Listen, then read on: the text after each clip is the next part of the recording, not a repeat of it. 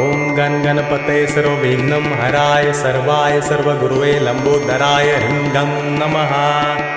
ओम नमः सिद्धिविनायकाय सर्वकार्यकर्ते सर्वविघ्नप्रशमनाय सर्वराज्यावश्यकरणाय सर्वजन सर्वश्रीपुरुषाकर्षणाय श्रीं ओम स्वाहा।